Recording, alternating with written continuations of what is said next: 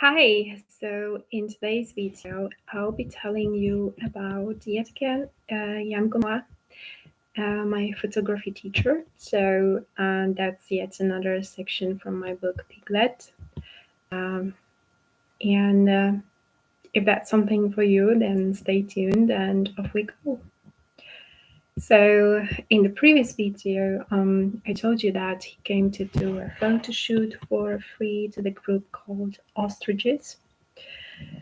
And he told me not once that he was preparing for a medical procedure, but, whenever he was about to have that procedure, then the procedure was just cancelled because he would catch a cold, so he couldn't risk that at his age. I also told you about the last two conversations I had with him that were pretty much revealing. So we haven't seen each other for a while. And then once I came to see him in the park, I asked him, so what was his medical condition? Like, how was it resolved? Because, as he did those photos for free and in the family, I had the owner of the hospital. So I just assumed that, for the photos that he made, he could just, we could just at least provide some information. So it's not that I started an argument over it, but there was some tension because of it. So as I recalled it, and I asked, so what was your medical situation and how was it resolved? Because I remember you were supposed to undergo the procedure, and so he basically didn't remember. And I was looking for in me, like as if answering the question, like what was it that he suffered from? And I go in my head and with my thoughts thinking, I don't remember, I don't know what that was. So I was really like looking at him and waiting for the answer. So he just raised his hand and he went like, that's not no longer important. But he actually kept that hand for a while, and he had my eyes focus on that hand, and then he put his hand down and he said, I would say that first the thought appeared in my mind that it wasn't no longer important and no longer relevant. And then I said it, and then he repeated it after me. It's no longer important. So, basically with that gesture, I also have seen it when I talked to Ms. Wisniewska and the way her husband died. So first, when I was renting the room from them, I was told that, he broke one hip and he couldn't, take easily a shower. And she had to empty the pool chamber after him, which was obviously embarrassing to talk about it and to experience it.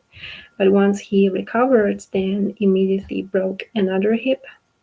So the way he died was that, he was in a hospital because of something, and then when taking a shower, he slipped, and that was basically it. So he died the way I think he was afraid of dying, but I would also say that those accidents, highly possible, were just created, artificially created.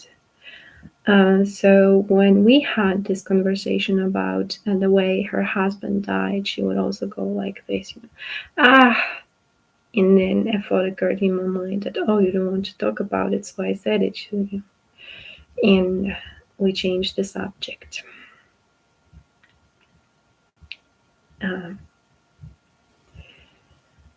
Yeah, so actually, I have seen this hand movement with my grandma, with my friends too.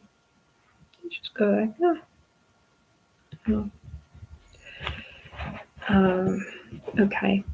But we are talking about Gomoła today, so when I was having a conversation with him, then later I was just, recalling like a lot of information were happening as if in the background of my mind. And one of the things that occurred was the question, like, when did the fear start in my life? And, therefore, with that question, a memory of Holland and, running away from the black guy from the restaurant when I smoked something, not knowing what I smoked. That was supposedly the fear, but the thing is, I still kept on just walking at night whenever I wanted, and also going to the forest. Um, um, I'm not really doing that much of walking in the forest. It's just being at the beginning of the forest, so to say. So when it's dark, then I still am a little bit in the background, in the playground, and a little bit in the forest. So I don't go far away, just enter and then come back. But I do so, it happens sometimes. And so I wouldn't say that the fear started. I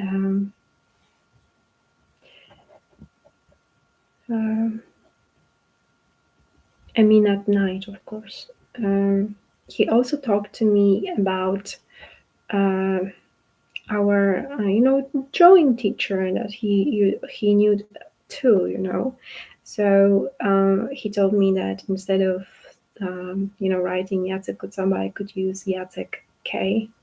And here, as I was sending the book to people, because, I was facing occult, I was facing witches, and I believed, those people would really benefit from the information from the book. So with the very first version of it, when it was far from having, a shape yet, and far from being ready or easy even to read, I was sending it to help everyone. And, in the very first version, actually, that was the truth. I called my drawing teacher a bad name. And, well, sure thing, now I have, a wider perspective on all events. But when writing, I was really, discovering it all, and I was still, responding emotionally, as you can see with when I called in, I would say, notes, or in the very, very first version of the book, him a bad name. He also, suggested to me that I could write a fairy tale, just like Mrs. Gavin did. And I actually, when deciding about the names at the very beginning, I just followed my own instinct, because when I was writing my diaries in Holland, then I kind of, not much really happened with, with outrageous things regarding other people, because I didn't know about occultism back then, right? So, but I had this strong need, and I had this strong need to actually write people, keep the names as they had them. And even with, my landlord Wesley, who told me, I just write whatever you like. Because I was ready to, have a conversation with him and see his point of view and see what he wants me to do. And I was just waiting for him to say it, to express it. And he's like, just do whatever you like. And so even with him, I had this, strong impression that I had, my memories tied with that person, with Wesley, not with, Winnie or somebody else, just with Wesley. So somehow, my writing style, which at the very beginning, when I was writing diaries, was somehow implied to me that, you should hide places, hide people. So I was writing in an elliptical way, in a way that wouldn't specify too much, and you would deduce too much out of it. So, and then as I was, kind of experiencing expose in Holland with regard to naked photos, and that have been seen by everyone at work, then I started to integrate more and more, shameful events from my life, and I started to learn to talk about them, and that too started to be reflected in my writing style.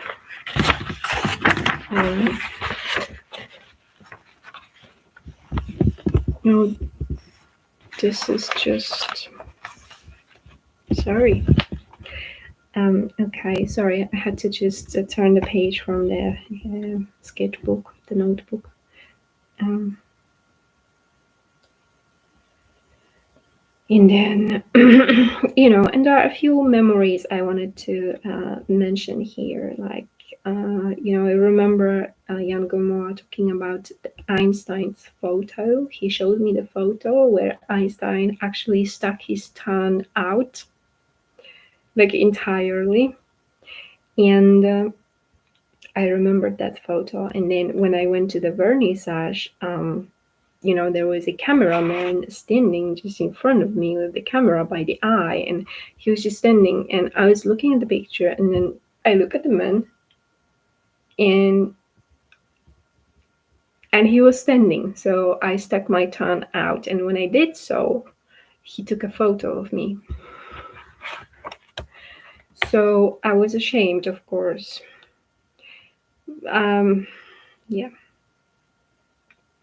Jan Gomoła recommended me Diane Arbus, who was a photographer who was actually taking photos of, people who were, very difficult niche societal groups, like, people who were homeless, people who were prostitutes, people who were, had some skin conditions and nobody wanted to touch them. A lot of those people, she would take photos of them, and she would, start a conversation with them and engage in a contact with them, and she would depict them as looking at the camera and as if, being in touch with the photographer, But, the story of Diane Arbus is the story of, as far as I remember, the story of a photographer who supposedly went mad. And then we had a student who would come over. Her surname was Zabava, and she told me that she came from Zabava, a place, and she would claim it's a place near Tarnów, but I think she just intentionally introduced some misinformation, because that's a place near Krakow, and I have my family living there. And so, she would tell me, together with Mr. Jan Gomoła, that, when I was pretending that I had a ticket, I wasn't pretending, because when you have a ticket inspector on the tram or on the bus, then you can't really pretend.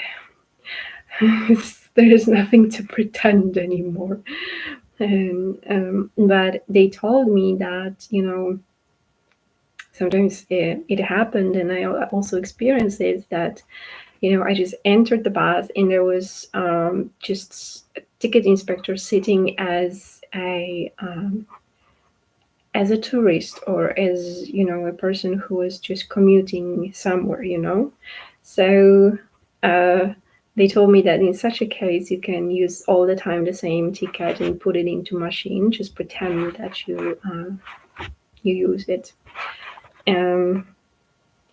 And they gave me one more way to go about it, like, with pretending. But I don't think this is good advice, because I really had a thing about it in Krakow, and I really had a recurring experience of that back then. And then there was one more student who would come from time to time, Bojo, and they would just gossip one about the other. So my photo teacher told me that he had no mature exam possibly, and I wasn't actually either, excited, curious, or it's not a big deal if somebody didn't do a mature exam. But Bojo is very similar to Michał Szpak, a singer in Poland. Very, very similar body posture, very slim. And, they both had long hair and they both have small blue eyes and they have very similar faces too. So Bojo talked to me about my photo teacher's daughter's nose. He told me that to have that nose is probably not the best nose for the girl, and actually her nose is very similar, and she's similar to Patrycja Markowska. So she's a singer, and she's a daughter of the man who is also a singer from the band called Perfect, and that was a famous band back then in Poland. And as I talked with Boja about the nose, then Jan Gomoła actually asks me what I thought about his nose, and when he asked that, and I started to think about Jelinska's nose, and that he was very straight, as if designed to actually take action, because he was so straight and he had no other lines than this very straight line on her face. And Jan Gomoła also talked to me about the church. He would often repeat that there are lesbians and gays in the church, so it was a recurring topic for us too. And Bojo, on the other hand, talked to me about tenant houses and bars in the main square of Tarnów. So he basically asked me whom did I think that they belong to, and she said I didn't know. So he goes like, well, most of them belong to church. Church owns that. Church is rich. Actually,